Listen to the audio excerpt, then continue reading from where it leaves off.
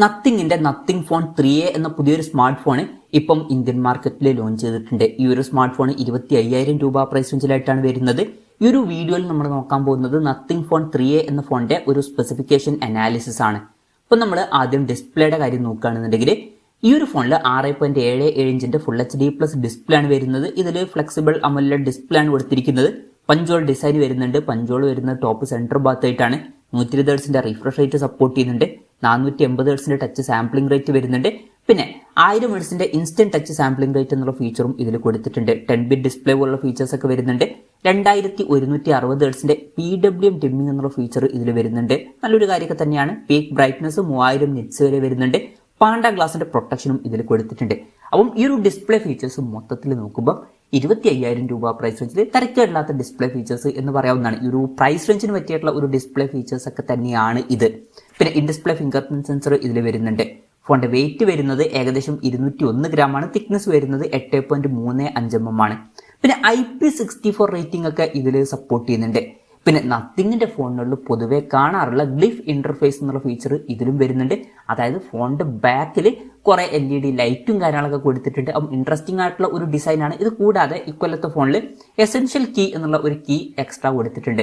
അപ്പം ഇതിലോട്ട് പല ഫംഗ്ഷൻസും നമുക്ക് അസൈൻ ചെയ്ത് വെക്കാവുന്നതാണ്. പിന്നെ ഈ ഫോണിന്റെ ബ്ലാക്ക്, ബ്ലൂ, വൈറ്റ് എന്നീ കളർ വേരിയൻസ് ആണ് ഇപ്പം ലോഞ്ച് ചെയ്തിരിക്കുന്നത്. ഇനി പ്രോസസറിന്റെ കാര്യത്തിലോട്ട് വരികയാണെന്നുണ്ടെങ്കിൽ സ്നാപ്ഡ്രാഗൺ 7S Gen 3 എന്ന പ്രോസസറാണ് ഈ ഫോണിൽ വരുന്നത്. ഇപ്പോൾ ഈ ഒരു 25,000 രൂപ പ്രൈസ് റേഞ്ചിൽ ഈ ഒരു പ്രോസസ്സർ എങ്ങനെയുണ്ടെന്ന് വെച്ചാൽ അത്ര മികച്ച പ്രോസസ്സർ എന്ന് പറയാൻ പറ്റില്ല. ജസ്റ്റ് ആവറേജ് ആയിട്ടുള്ള ഒരു പ്രോസസ്സർ മാത്രമാണ് ഇത്. അപ്പോൾ നിങ്ങൾ മെയിനായിട്ട് പെർഫോമൻസ് ആണ് നോക്കുന്നുണ്ടെങ്കിൽ ഈ ഒരു പ്രൈസ് റേഞ്ചിൽ ഇത് ബെസ്റ്റ് ഓപ്ഷൻ ആയിക്കൊള്ളണം എന്നില്ല. എന്നാലും തരക്കേടില്ലാത്ത ആവറേജ് ആയിട്ടുള്ള ഒരു പ്രോസസ്സർ എന്ന് പറയാം. പിന്നെ 5G സപ്പോർട്ടും കാര്യങ്ങളൊക്കെ വരുന്നുണ്ട്. മേജർ ആയിട്ടുള്ള എല്ലാ 5G ബാൻഡ്സും ഇതിൽ വരുന്നതായിരിക്കും. ബേസ് വേരിയന്റിൽ 8GB റാമും 128GB ഇന്റേണലും ആണ് വരുന്നത്. 8GB റാമും 256GB ഇന്റേണലുമായിട്ട് വരുന്ന വെർഷനും 12GB റാമും 256GB ഇന്റേണലുമായിട്ട് വരുന്ന ഒരു വെർഷനും വരുന്നുണ്ട്. പിന്നെ LPDDR4Xന്റെ റാമും UFS 2.2 സ്റ്റോറേജ് ടൈപ്പാണ് ഇതിൽ വരുന്നത്. അപ്പം ഈ ഒരു പ്രൈസ് റേഞ്ചിലൊക്കെ നമ്മൾ അറ്റ്ലീസ്റ്റ് LPDDR5ന്റെ റാമും UFS 3.1 സ്റ്റോറേജ് ടൈപ്പും എക്സ്പെക്ട് ചെയ്യുന്നുണ്ട്. അത് ഇവിടെ മിസ്സിംഗ് ആണ്. പിന്നെ മെമ്മറി എക്സ്പാൻഡ് ചെയ്യണമെന്നുണ്ടെങ്കിൽ മെമ്മറി കാർഡ് സ്ലോട്ട് ഇതിൽ കൊടുത്തിട്ടില്ല. മെമ്മറി എക്സ്പാൻഡ് ചെയ്യാൻ പറ്റില്ല. NFC-യുടെ സപ്പോർട്ട് വരുന്നുണ്ട്. പിന്നെ ഫോൺ പെട്ടെന്ന് നീറ്റായിരിക്കാൻ വേണ്ടിയിട്ട് VC കൂളിംഗ് സിസ്റ്റം ഇതിൽ കൊടുത്തിട്ടുണ്ട്.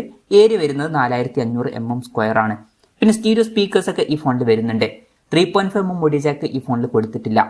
Android 15 ബേസ് ആയിട്ടുള്ള നത്തിങ് OS സോഫ്റ്റ്വെയർ ആണ് ഇതിൽ വരുന്നത്. 3 കൊല്ലത്തെ OS അപ്ഡേറ്റും 6 കൊല്ലത്തെ സെക്യൂരിറ്റി അപ്ഡേറ്റ്സും കാര്യങ്ങളൊക്കെ ലഭിക്കുന്നതായിരിക്കും. പിന്നെ പൊതുവേ നത്തിങ് OS സോഫ്റ്റ്വെയറിൽ കാര്യമായിട്ട് ബ്ലോട്ട് വെയർസും കാര്യങ്ങളൊന്നും ഉണ്ടാവാറില്ല. ക്ലീൻ ആയിട്ടുള്ള ഒരു സോഫ്റ്റ്വെയർ എക്സ്പീരിയൻസ് ഒക്കെ ലഭിക്കുന്നതായിരിക്കും. പിന്നെ ക്യാമറയുടെ കാര്യം പറയുകയാണെന്നുണ്ടെങ്കിൽ ഫോണിന്റെ പിന്നിൽ ട്രിപ്പിൾ ക്യാമറ സെറ്റപ്പ് ആണ് കൊടുത്തിരിക്കുന്നത്. 50 മെഗാപിക്സലിന്റെ f1.88 അപ്പേഴ്സിൽ വരുന്ന മെയിൻ ക്യാമറ സെൻസറാണ് ഈ ഫോണിൽ വരുന്നത്. ഇതിൽ OSന്റെ സപ്പോർട്ട് വരുന്നുണ്ട്. സെൻസർ സൈസ് വരുന്നത് 1/1.57 ഇഞ്ചാണ്. പിന്നെ രണ്ടാമത് 8 മെഗാപിക്സലിന്റെ f2.2 അപ്പേഴ്സിൽ വരുന്ന അൾട്രാ വൈഡ് ആംഗിൾ ലെൻസ് ഇതിൽ കൊടുത്തിട്ടുണ്ട്. മൂന്നാമത് 50 മെഗാപിക്സലിന്റെ f2.0 അപ്പേഴ്സിൽ വരുന്ന ഒരു ടെലിഫോട്ടോ ലെൻസ് ഇതിൽ വരുന്നുണ്ട്. ഇതിൽ 2x ഒപ്റ്റിക്കൽ സൂം ഒക്കെ സപ്പോർട്ട് ചെയ്യുന്നുണ്ട്. പിന്നെ ഫ്രണ്ടിൽ 32 മെഗാപിക്സലിന്റെ f2.2 അപ്പേഴ്സിൽ വരുന്ന സെൽഫി ക്യാമറ ആണ് വരുന്നത്. അപ്പം ഓൺ പേപ്പർ ഈ ഒരു പ്രൈസ് റേഞ്ചിന് പറ്റിയിട്ടുള്ള അത്യാവശ്യം നല്ല ക്യാമറ സ്പെസിഫിക്കേഷൻ ഒക്കെ വരുന്നുണ്ട് എന്ന് തന്നെ പറയാവുന്നതാണ്. ബാറ്ററിയുടെ കാര്യത്തിൽ 5000 mAhന്റെ ബാറ്ററിയാണ് ഇതിൽ കൊടുത്തിരിക്കുന്നത്. 50 വാട്ടിന്റെ ഫാസ്റ്റ് ചാർജ് സപ്പോർട്ട് വരുന്നുണ്ട്. തിരക്കില്ലാത്തൊരു ചാർജിങ് സ്പീഡാണ്. പിന്നെ Type-C ചാർജിംഗ് പോർട്ടും ഇതിൽ കൊടുത്തിട്ടുണ്ട്. പിന്നെ ഒരു കാര്യം എന്താണെന്ന് വെച്ചാൽ ഫോണിന്റെ ബോക്സിൽ ചാർജർ ഉണ്ടാവില്ല. ചാർജർ നമ്മൾ സെപ്പറേറ്റ് മേടിക്കേണ്ടി വരും. അപ്പം ഇതൊക്കെയാണ് മൊത്തത്തിൽ ഫീച്ചേഴ്സിനെ പറ്റി പറയാനുള്ള കാര്യങ്ങൾ. പിന്നെ വിലയുടെ കാര്യം പറയുകയാണെന്നുണ്ടെങ്കിൽ 8GB റാം 128GB ഇന്റേണൽ വെർഷന്റെ വില വരുന്നത് 24,999 രൂപയാണ്. 8GB റാം 256GB ഇന്റേണൽ വെർഷന്റെ വില വരുന്നത് 26,999 രൂപയാണ്. പിന്നെ ഇനീഷ്യലി ചില ബാങ്ക് ഓഫേഴ്സും കാര്യങ്ങളൊക്കെ ഉണ്ട്. ഇനീഷ്യലി നമുക്ക് 2000 രൂപയുടെ ഓഫും കാര്യങ്ങളൊക്കെ ലഭിക്കുന്നതായിരിക്കും. മാർച്ച് 11 മുതലാണ് ഈ ഫോണിന്റെ സെയിലും കാര്യങ്ങളൊക്കെ സ്റ്റാർട്ട് ചെയ്യുന്നത്. എന്തായാലും ഓവറോൾ നോക്കുകയാണെന്നുണ്ടെങ്കിൽ ഈ ഒരു പ്രൈസ് റേഞ്ചിൽ നിങ്ങൾ നത്തിങ്ങിന്റെ ക്ലീൻ ആയിട്ടുള്ള സോഫ്റ്റ്വെയർ എക്സ്പീരിയൻസ് ഒക്കെ ലഭിക്കുന്ന ഒരു ഫോണാണ് നോക്കുന്നതെന്നുണ്ടെങ്കിൽ ഇത് കൺസിഡർ ചെയ്യാം എന്നേ ഉള്ളൂ. അപ്പം ഈ ഒരു പ്രൈസ് റേഞ്ചിൽ നിങ്ങൾ ഗെയിമിംഗ് പെർഫോമൻസ് ഇതുപോലുള്ള കാര്യങ്ങളൊക്കെയാണ് നോക്കുന്നുണ്ടെങ്കിൽ വേറെ നോക്കുന്നതായിരിക്കും നല്ലത്. പക്ഷേ ബാക്കി ഫീച്ചേഴ്സൊക്കെ അത്യാവശ്യം തിരക്കില്ലാത്ത നല്ല ഫീച്ചേഴ്സ് തന്നെയാണ്. നല്ല ഡിസ്പ്ലേ ഫീച്ചേഴ്സും നല്ല ഓൺ പേപ്പർ ക്യാമറ സ്പെസിഫിക്കേഷനും തിരക്കില്ലാത്ത ബാറ്ററി സെറ്റപ്പ് ഒക്കെ ഇതിൽ വരുന്നുണ്ട്. അപ്പം ഈ ഒരു പ്രൈസ് റേഞ്ചിൽ ഇത് കൺസിഡർ ചെയ്യാൻ പറ്റിയിട്ടുള്ള ഒരു ഓപ്ഷൻ തന്നെയായിട്ടാണ് എനിക്ക് പേഴ്സണലി തോന്നിയിട്ടുള്ളത്. ഇതാണ് ഈ ഒരു ഫോണിനെ പറ്റിയിട്ടുള്ള എൻ്റെ ഒരു അഭിപ്രായം. ഈ ഒരു ഫോണിനെ പറ്റിയിട്ടുള്ള നിങ്ങളുടെ അഭിപ്രായം ജസ്റ്റ് ഒന്ന് കമന്റ് ചെയ്യുക.